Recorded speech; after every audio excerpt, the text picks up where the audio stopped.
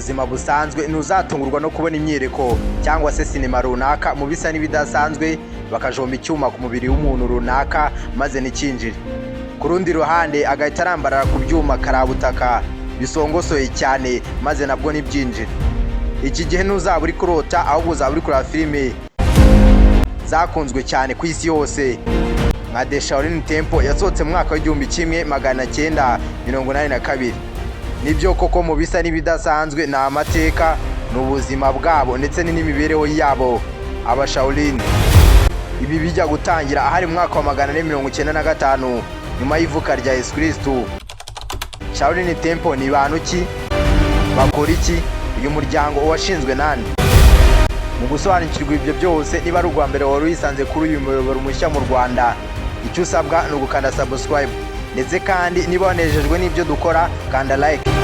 Ibuka kohereza igitekerezo cyawe muri comment. Nje ndi Sina n'amayobera. Ikaze.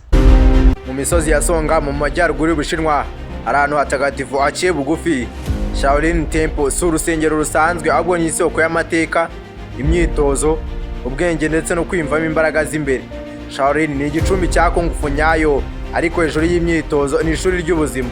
Shaolin Temple yashinzwe mu mwaka wa 495 nyuma y'ivuka rya Yesu Kristo n'umwami Shuwen wo mu bwami bwa Wei.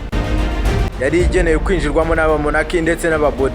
Mu kinyejana cya gatandatu haje Badama, umuhanga w'ababuda waturutse mu Buhinde. Uyu yatangije Zen Buddhism muri Shaolin, yibandaga ku gutuza ndetse no kwimenya binyuze mu myitozo y'ubwenge n'umubiri. Badama yasanze abamonaki barananiwe gusenga kubera intege nke z'umubiri, abigisha Damo exercises, imyitozo y'imbere Qigong ndetse na Kung Fu kugira ngo bazane ubusabane hagati y'umubiri n'ubwenge.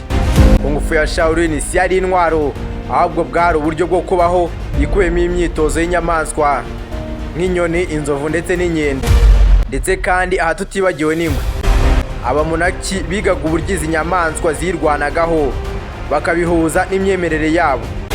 Aha kandi hari na internal style nka Tai Chi zigamije gutuza no guhanga imbaraga z'imbere, Iron Body Training. Iyi nayo izwi cyane abamonaki bamenyerezaga umubiri kugira ngo uhangane n'ububabare bukabije. Gusa byatangiye nk'igitekerezo byaje gukomera cyane. Shaolin Temple yabaye igicumbi cy'intwari ndetse n'ubutwari, kugeza ubwo mu gihe cy'amakimbirane abashaolin barinze ubwami ndetse kandi bagira uruhare mu kurengera abaturage. Ndetse kandi mu byari intsinzi idasanzwe, Shaolin yaje kwisanga ifite ingabo zihariye cyane, The Shaolin Warriors. Ubuhanga bwabo buramamara cyane, maze abaturage bafata nk'intwari n'abajyanama b'ubuzima. Ariko Shaolin yahuye n'ibihe bikomeye cyane maze barayirwanya, barayitwika, gusa umuco ntiwaza gushira.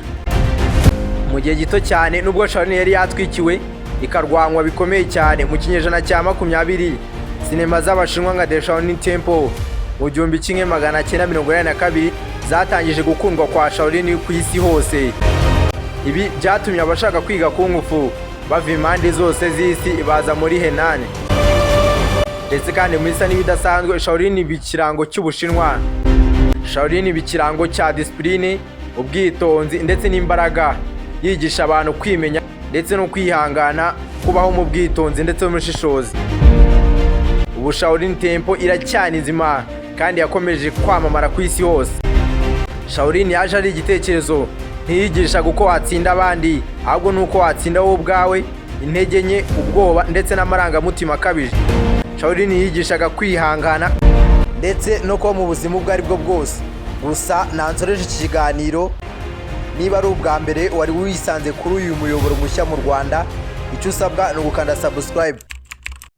Ndetse kandi niba wanejejwe n'ibyo dukora, kanda like, unyuze igitekerezo cyawe muri comment. Nje ndi Sina n'amayobera. Nawe utaha.